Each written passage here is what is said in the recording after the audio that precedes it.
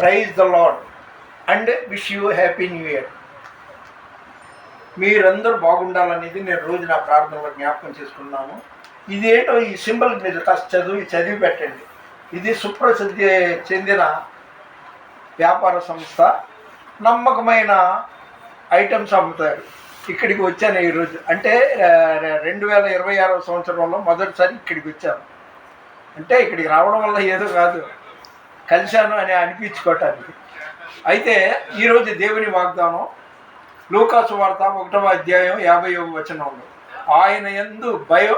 ఆయనకు భయపడు వారిని ఆయన శాశ్వత కాలం దీవిస్తూనే ఉంటాడంట. వన్స్ అగైన్ లూకా చాప్టర్ 1:50. అందులో దేవుడు ఆ విధంగా మాట్లాడాడు.